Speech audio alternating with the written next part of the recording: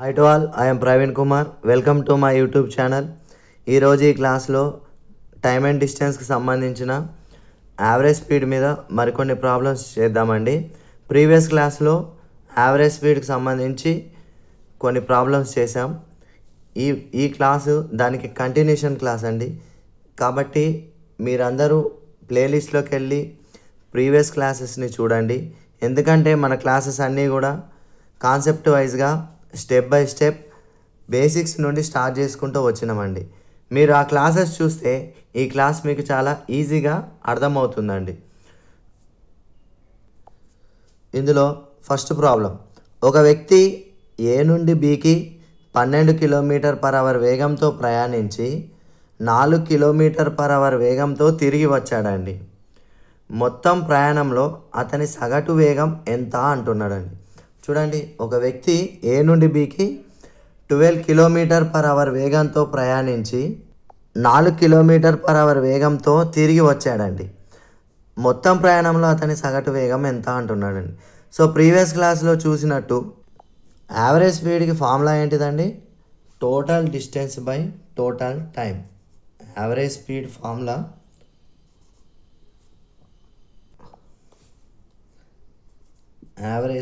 Formula total distance by total time. Total distance by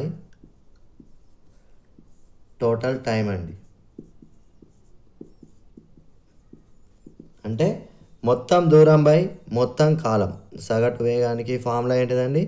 మొత్తం దూరం by మొత్తం కాలం.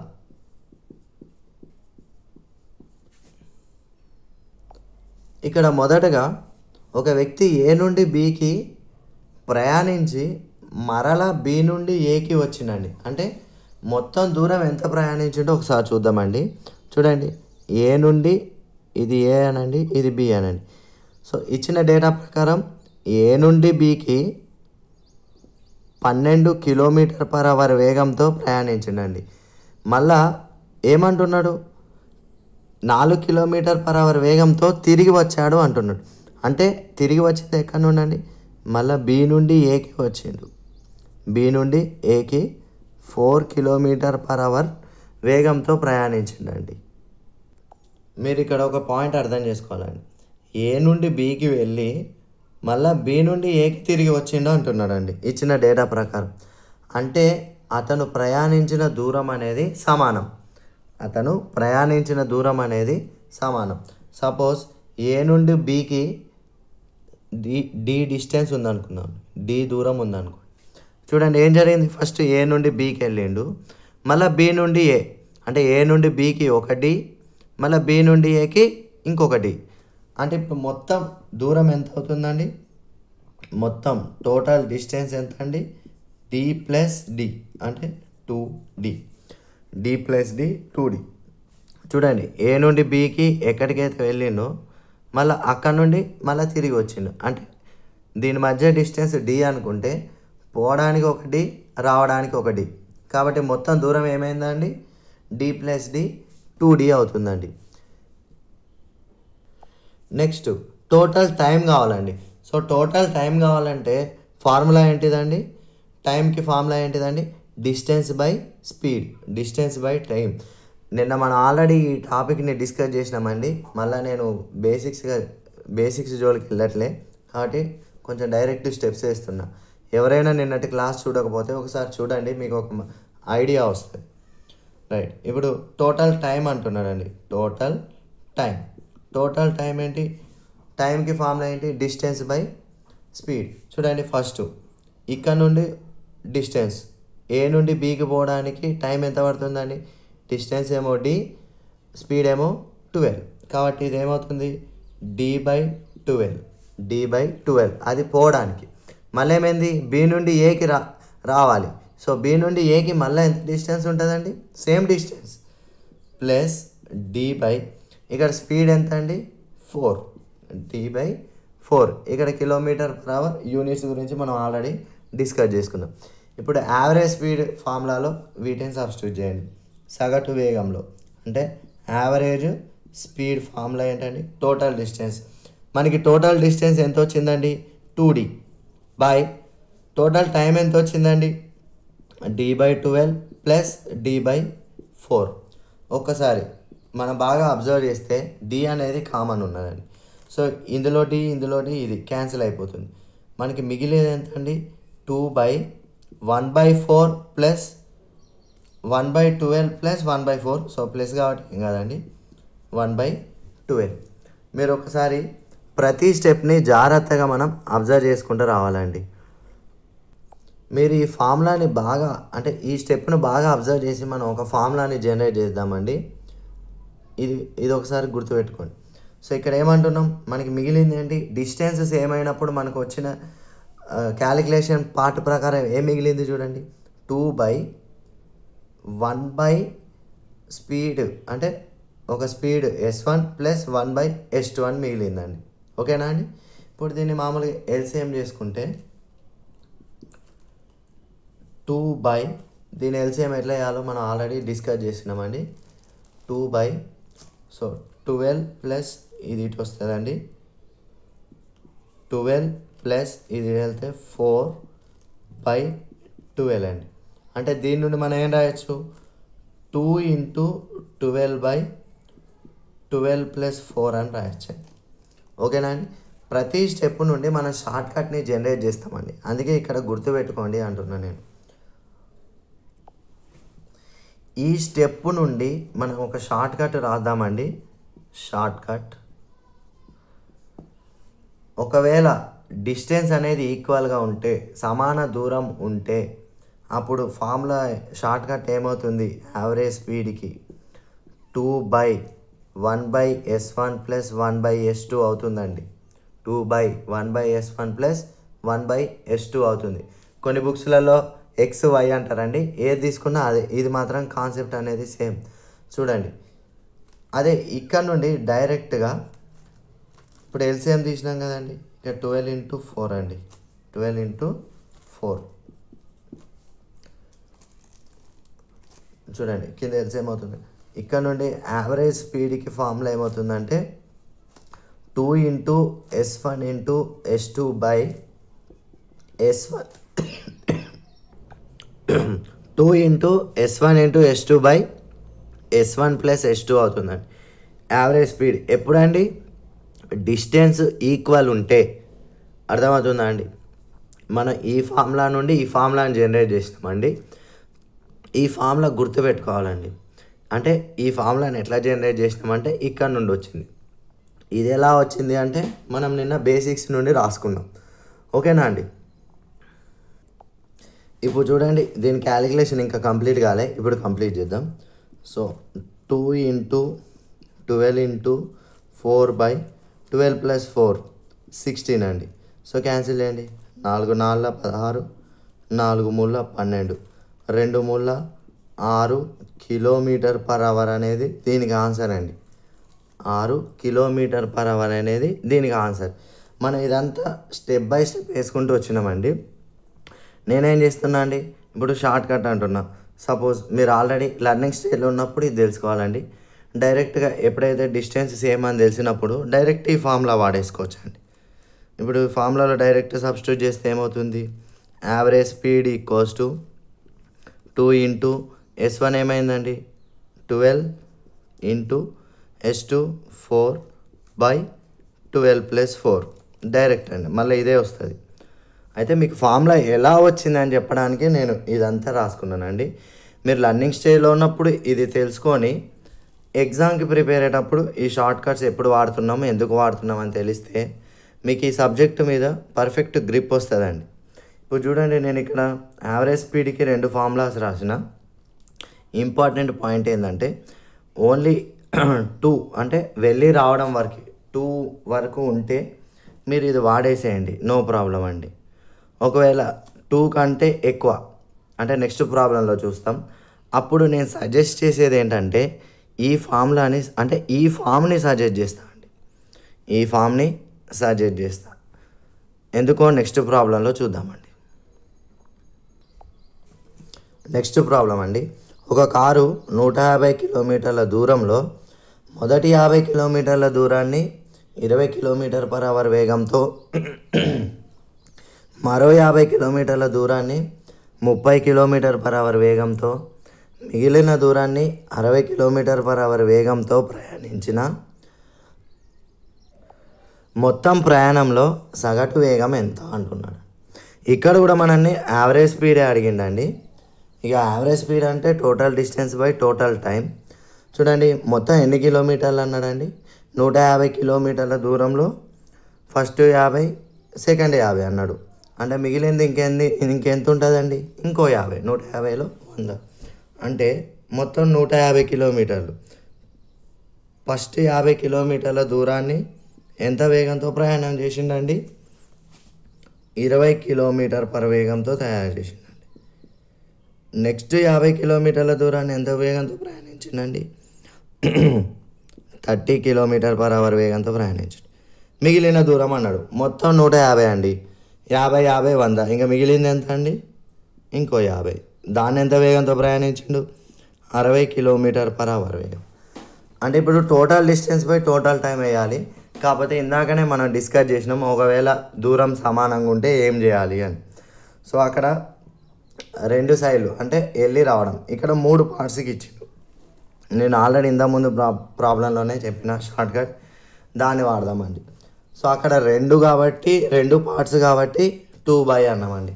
ఇక్కడ 3 పార్ట్స్ వస్తాయి కాబట్టి యావరేజ్ స్పీడ్ ఫామ్లో వచ్చేసి 3/, నేను చెప్పిన ఫస్ట్ షార్ట్కటే వాడదాం, 1/20 + 1/30 + 1/60 అండి. సో నేను దీన్ని ఎందుకు రిఫర్ చేస్తున్నా అంటే రెండింటికైతే 2s1 s2 అది వాడచ్చండి. 3 వేగాలు లేకపోతే 3 భాగాలు ఇచ్చినప్పుడు క్యాలిక్యులేషన్ అనేది లెంతీ అవుతుంది. ఎందుకంటే ఇప్పుడు చూడండి 1/s1 + 1/s2 + 1/s3 రాస్తాం, దాని ఎల్సిఎం తీయాలి. అప్పుడు ఏమవుతుందంటే అప్పుడు ఫామ్లో వచ్చేసి 3s1 s2 s3 s2 s3 + s1 s3 + s2 s3 అవుతుందండి. అంటే మనం చాలా క్యాలిక్యులేషన్స్ చేయాల్సి వస్తుంది.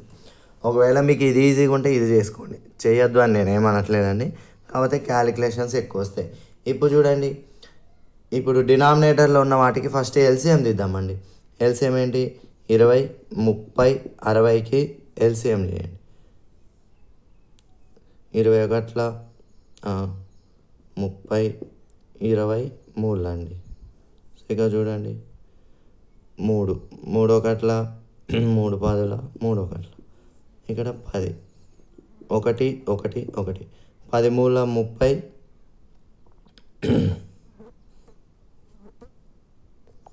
ఒకసారి ఎల్సిఎం చూద్దామండి. 10 2, 10 3, 16 అండి. 3, 2 1 2, మళ్ళీ 2 2 1 1 1. సో ఇప్పుడు ఎల్సిఎం ఏమవుతుందండి, 2 3 6, 6 10 60, 3/60. సో ఈ 60 అనేది 20లో 3 సార్లు పోతుంది, 30 అనేది 60ని 2 సార్లు, 61 60. ఇది క్రాస్ మల్టిప్లై చేయండి. 3 × 60/3 + 2 + 1, 3 + 2 + 1. సో 3 × 60/3 + 2 + 1 అంటే ఎంత అవుతుందండి, 3 + 2 + 1 6 అవుతుందండి. ఇది క్యాన్సిల్ చేయండి. 6 10 60, 3 10 30. 30 km/h మన యావరేజ్ స్పీడ్ అండి. 30 km/h అనేది మన యావరేజ్ స్పీడ్. ఇది మోర్ దాన్ అంటే 3 పార్ట్స్ ఇచ్చినప్పుడు ఇలా ఎల్సిఎం చేసుకుంటే తొందరగా అయిపోతుందండి. ఒకవేళ మీరు ఇందులో సబ్స్టిట్యూట్ చేస్తే ఏమవుతుందండి, 3 × 20 × 30 × 60 మళ్ళీ ఇదంతా రాయాలండి, 30 × 60 + 20 × 60 + 20 × 30. ఇదంతా క్యాలిక్యులేషన్ అనేది పెద్దగా అవుతుందండి. కాబట్టి దీన్ని వాడుకుంటే మనం కొంచెం సింపుల్గా ఎల్సిఎం వాడేసి చేసుకోవచ్చండి. అర్థమవుతుందండి. మళ్ళీ మీరు ఇది షార్ట్ కట్ వాడాలి. మళ్ళీ లేదంటే total distance by total time అదంతా చేయాల్సి వస్తుందండి. ఏమనుకోకండి, ఈరోజు కొంచెం నాకు గొంతు బాగాలేదు, కొంచెం అడ్జస్ట్ చేసుకోండి. ఈ ప్రాబ్లం మీకు అర్థమై ఉంటుంది. సో షార్ట్ కట్ ఇదండి. ఇది వాడితే మనకి చాలా ఈజీగా అర్థమైపోతుంది. ఇక్కడ ఏంటి 3/1/S1 plus 1/S2 plus 1/S3 అండి. ఓకేనా అండి. నెక్స్ట్ ప్రాబ్లం చూద్దాం మనం. నెక్స్ట్ ప్రాబ్లం అండి. ఒక వ్యక్తి ఒక చతురస్రాకార ఆట స్థలం చుట్టూ ప్రతి భుజాన్ని వరుసగా 10 km/h, 15 km/h, 20 km/h మరియు 30 km/h వేగాలతో ప్రయాణించిన మొత్తం ప్రయాణంలో సగటు వేగం ఎంత అంటున్నాడు. చూడండి, ఇక్కడ కూడా యావరేజ్ స్పీడ్ అడిగిండు. ఒక చతురస్రాకార ఆట స్థలం చుట్టూ అన్నాడండి. చూడండి, చతురస్రాకార ఆట స్థలం అంటే, చతురస్రాకారం అంటే ఏంటండి? స్క్వేర్ యొక్క ప్రాపర్టీ ఏంటండి? చతురస్రాకారం యొక్క ప్రాపర్టీ ఏంటండి? 4 భుజాలు సమానం. ఏంటండి? 4 భుజాలు సమానం. చూడండి, ఫస్ట్ ప్రాబ్లం ఏమో ఓన్లీ 2 పార్ట్స్ ఇచ్చిండండి. సెకండ్ ప్రాబ్లం ఏమో 3 పార్ట్స్ ఇచ్చింది. ఇప్పుడు చూడండి, థర్డ్ ప్రాబ్లంలో 4 పార్ట్స్ అన్నాడండి.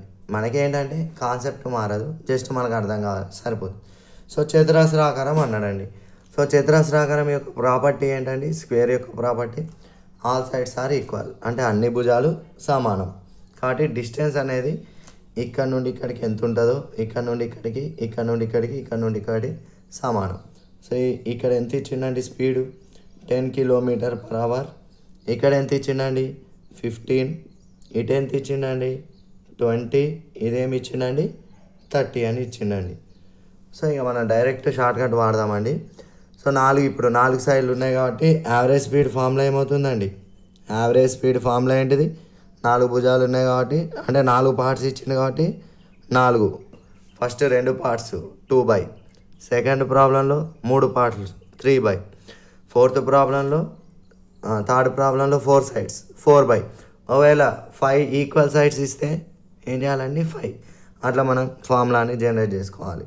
సో 1/S1 1/S1 అంటే 1/10 ప్లస్ 1/15 ప్లస్ 1/20 ప్లస్ 1/30. నేను ఎందుకు ఈ ఫార్ములాని ప్రిఫర్ చేయమన్నానో మీకు ఇప్పుడు అర్థమైందండి. ఎందుకంటే మనం క్యాలిక్యులేషన్ ఈజీగా చేసుకోవడానికి. ఇప్పుడు ఎల్సిఎం తీసుకోండి. 10, 15, 20, 30. ఎల్సిఎం 10 1 15 2 3, ఇక్కడ 2 15 1 3 3 1 3 5 15 1, ఇక్కడ 5 అండి. 1 1 1 1 5 3 15 15 30 30 10 300. ఒక్క నిమిషం అండి, చిన్న కరెక్షన్ అండి. ఎల్సిఎం 10 15 20 30. సో 5 5 2 5 3 5 4 5 6. నెక్స్ట్ 2 ఎక్కమండి. 1 3 2 3, మళ్ళా 2 1 3 1 1 3 అండి. మళ్ళీ 3 1 1 1 1. సో ఇప్పుడు ఏమవుతుందండి? ఎల్సిఎం 3 2 6 6 12 12 5 60. 60 అనేది మన ఎల్సిఎం అవుతుందండి. సో 44/. ఇప్పుడు ఏంటండి? 60 ఎల్సిఎం కాబట్టి ఈ 10లో ఎన్నిసార్లు పోయిద్దండి? 6 సార్లు. ఈ 15లో 4 సార్లు. ఈ 20లో 3 సార్లు. 30లో 2 సార్లు అండి. ఇది పైకి వచ్చేస్తుంది. 4 × 60/6 4 10 13 13 ప్లస్ 2 15 అండి. సో 15 4. సో 4 16. 16 km/h అనేది మన యావరేజ్ స్పీడ్ అవుతుందండి. 16 km/h అనేది మన యావరేజ్ స్పీడ్ అవుతుందండి. సో ఈ విధంగా మీరు డిస్టెన్స్ ఈక్వల్ ఇచ్చినప్పుడు 2 భాగాలు 3 భాగాలు 4 భాగాలు ఇస్తే ఎలా చేయాలో చూసినామండి.